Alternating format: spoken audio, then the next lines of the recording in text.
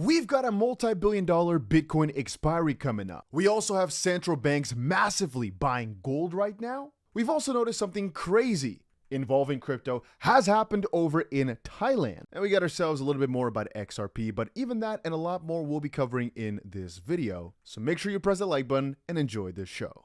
All right, now I don't have an intro or anything like that, but today the crypto market is actually in quite a neutral position, as hopefully you guys can all see here. We've got Bitcoin going down about 8%, Ethereum going down about 1%, and I'd say most coins are in that little basket of between -2 and +2%, with actually one of the most positive ones here being XRP at only positive 0.4%. Bitcoin is still getting rejected at that massive $28.7-ish thousand level. And I'd say we have not really seen any major update in quite a while in regards to the Bitcoin price. All we've been seeing is more exhaustion from the bulls. I mean, what we've been seeing is that the prices have slowly been climbing upwards, but deteriorating in momentum from both sides. We've been seeing heavier pushes towards the upside with less volume, but on the opposite side, we've been getting rejected and rejected and rejected at the same level every single time. And to put it again into perspective, right now, this looks pretty bullish, right? If we exclude the volume.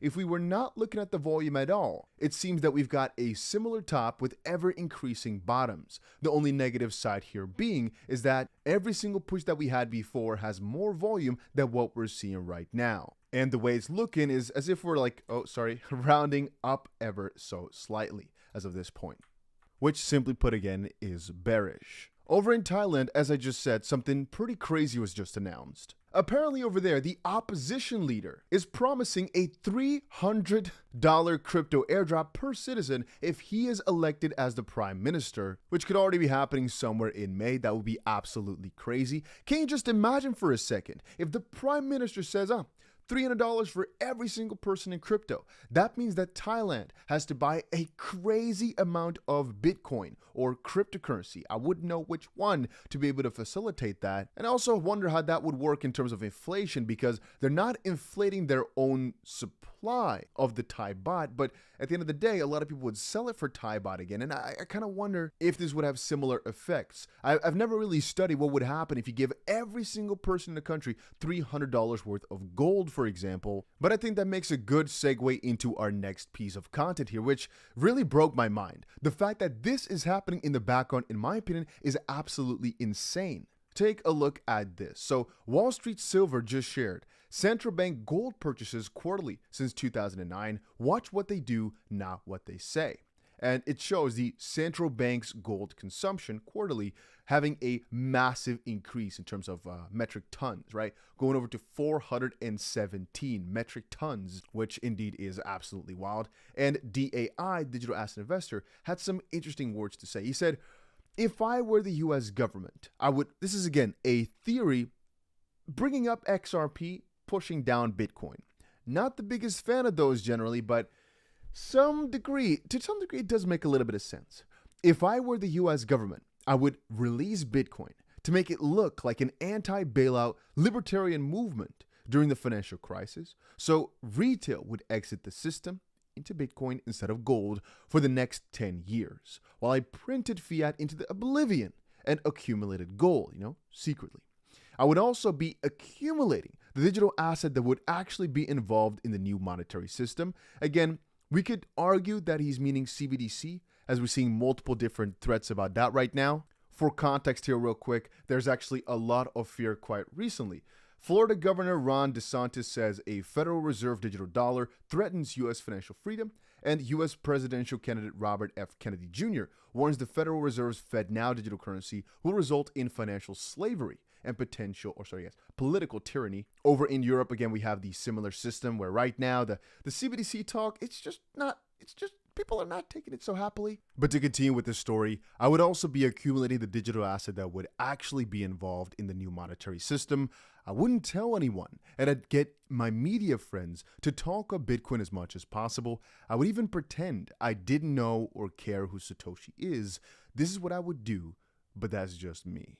And indeed, like I said a little bit earlier, it does. And sorry, by the way, if I keep switching it from left to right, like mirrored, sorry. Just trying something out, right? Also, this is like the second video ever that I have 4K quality, as I got a new studio, Got some new cool stuff here. Make sure you press the like button if you enjoyed it and let me know down below. It cost me 3 days to fix all this. So but once you start thinking about it, none of these systems and the way in which they're changing them right now make a lot of sense. I mean, there is definitely a world where XRP has been so much, I would say, has been so much mistreated where it just doesn't make a lot of sense. We're talking about that in just a second. And Bitcoin has been praised with a lot of questions still being present. Like, how do we know for a fact that indeed Bitcoin's creator is really unknown, right? There's been many people who've said out there that indeed it's actually known and it's just a governmental agency. It's possible. With XRP and a lot of other cryptos for that matter, we know who they are. And again, the argument I see quite often is people saying, oh, but what Ripple's doing is Ripple, not XRP. But I keep saying,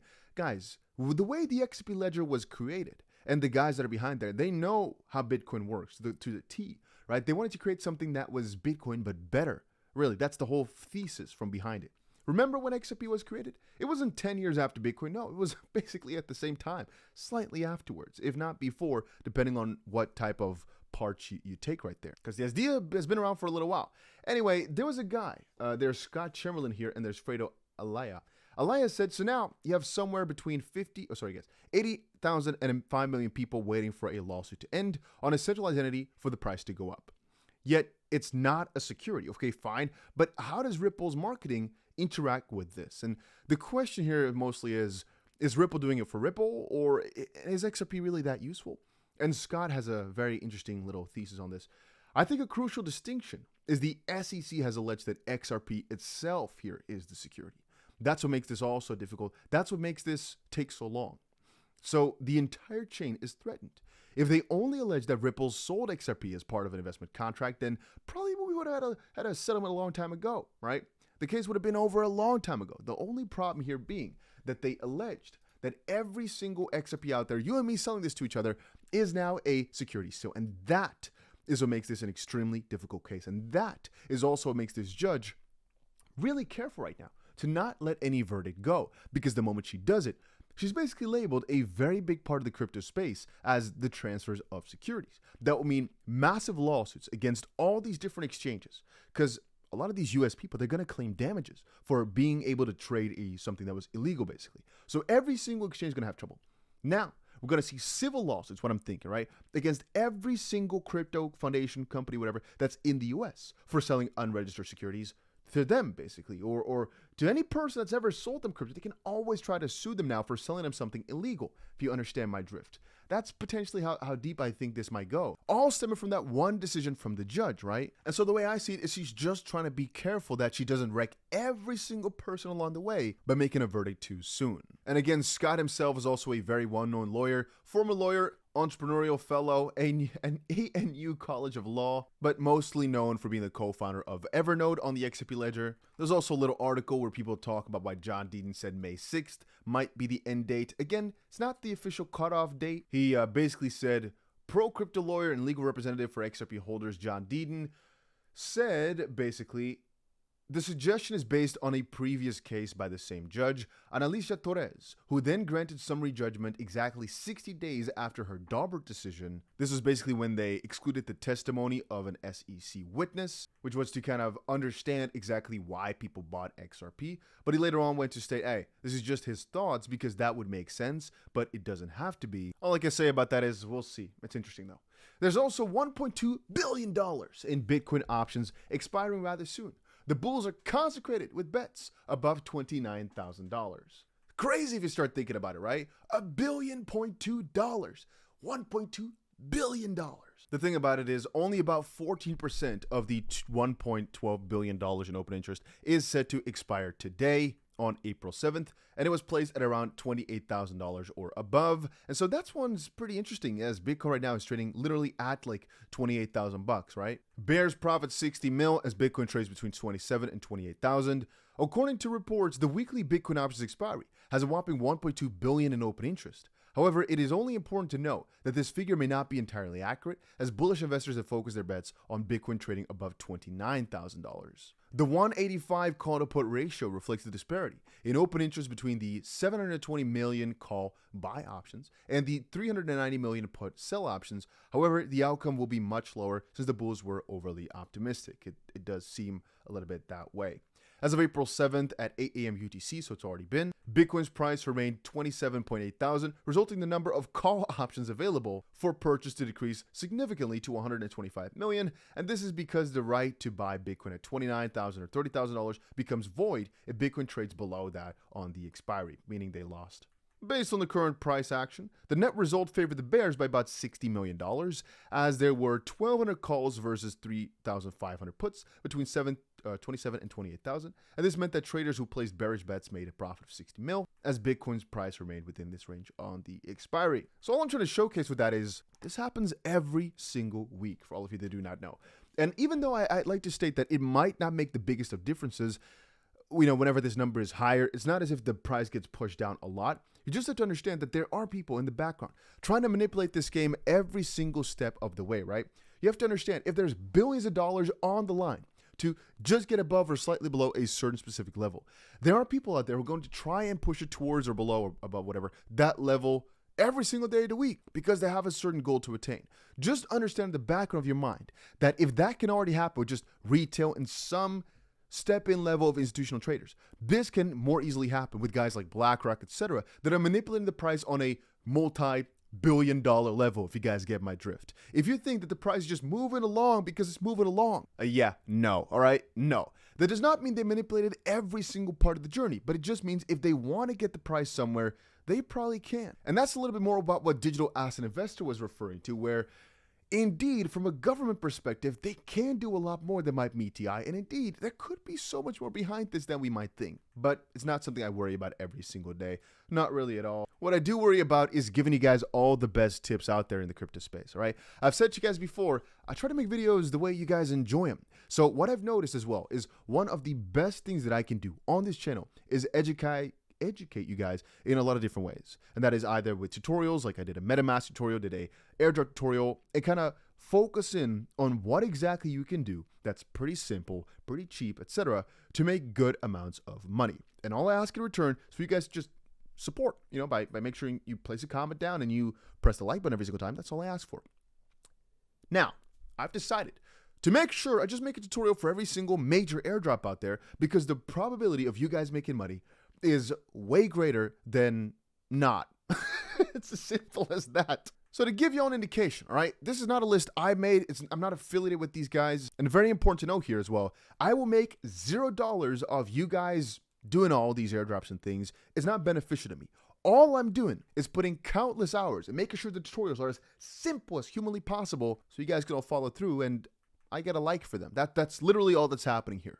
So all I'm looking at is you guys' comments, and I've noticed a lot of positive reactions recently when I made this video a couple days ago about Starknet, but that is basically part number 1 of my little airdrop series. And how it works is there are a lot of these networks out there, and you can test these networks pretty early, either on a testnet or a mainnet, and they all sometimes have different names for them as well. You being an early adopter, an early tester of things, are sometimes eligible to get parts of their token for free the moment that they get a token out there, because they're not going through the steps of ICO and then give you a token, etc. out there. No, they have like mostly two different sides of the institution that invested in the company get some tokens, and the people that were early adopters get some tokens as well. And then sometimes there are rounds surrounding that, but it's not so important to focus on right now. It's just the fact that you will get these tokens for free for being an early adopter. And most of the time, it's either about $15, $20 that it costs to go through many of these steps to be able to be eligible if they ever go for an airdrop, or it can be almost completely free because it's on a testnet. Again, the only negative side is if it's on the mainnet, because sometimes it takes a little bit of Ethereum to do all this. If it's on testnets, all you need to do is go to the proper faucets, which again, I'll explain in my tutorials, get all your testnet Ethereum for free, and then go through all these steps. And the more you do it, the more of a chance you have to get more tokens. Again, my friends, every single one of them has gone through the Arbitrum situation, like all the steps. I think the lowest that anybody that I heard has gotten is, I think, as I said, I don't remember, either $5,000 or $8,000. How much did it cost them? I don't think it could be more than $20. Can you get more money? Yes, the more you interact, the more money you bridge. And again, I'll go over all these different steps in another tutorial, but generally speaking, you have to do 3 of the, let's say, 10 different possibilities. And just by bridging money over, interacting with a couple smart contracts and potentially moving a little bit of money around, you've already gone through the steps and boom, you're golden and you get yourself, hopefully, a couple $1,000 if we actually get an airdrop. And again, that's why I look for these lists all the time, right? And here's, for example, a little list of a couple different ones. I'll show you guys. Hopefully I can easily show this right here. We have, for example, on the right, you can see here a couple names. Sai, ZK Sync. I don't know this one, but I'm going to try it out because I've read about it now. Apparently, a decentralized order book exchange on ZK Sync. Never heard of it, but I'm going to try it out. Fuel, didn't do that. Sui, Layer 0. Those are the ones that I talked to you guys about before. Shardium, I heard a lot about before. Zeta Chain, I heard something about. Theta Nuts, nice. I didn't even know about, and Quai I didn't do myself. These are just names that I'm like, okay, let me look into them. Let me get you guys a little tutorial, because why not? It doesn't cost much at all. It's just, it takes a little bit of time, it takes a little bit of understanding, but this stuff is almost always worth it to try out, which is why I'm telling you guys, from a friendly perspective, just teach yourself as much as you can about these airdrops, because it's one of the easiest ways to get a couple $1,000 if you're starting with, 1,000, for example. This is literally anybody out there. If you right now are in a situation where you just don't have enough money for anything in the crypto space you think, right? But you do have, let's say, $100 or so for all these gas fees and all these different things, I'd say that one of your best options indeed might be to go for all these airdrops. The only negative side is you don't know which project is going to go for one. We've had MetaMask and OpenSea, 2 of the biggest networks out there, biggest systems, that have never gone for an airdrop. And so you might be putting all your strings into a couple of baskets with your $100, and you just might not work out. It might just fail. But it's been expected that indeed ZK Sync will have an airdrop probably somewhere this year, next year. And the one I did already before, which was Starknet, will probably have one this year. So in my opinion, it's just important to try it out. But again, you might be unlucky and you might miss out on all the good airdrops because you're just focused on a couple ones, which again is why I'm doing as many as humanly possible. And I will show you a tutorial for every single one of these as long as you guys show enough support. And I see the demand is there, but that's about it. All right, that was it for today's little video. Hopefully you guys all enjoyed it. I have to kind of get used to the new style. A lot of camera action, a lot of different things. I'm also now wearing shirts. I even got a little corridor for a phone or something, which is pretty funny. I've been trying out a lot of cool new gadgets and tools, and hopefully it increases the production quality, which is all I'm looking for. But yeah, if you enjoyed the video, make sure you press the like button, and I'll see you guys again in another crypto video later today or tomorrow.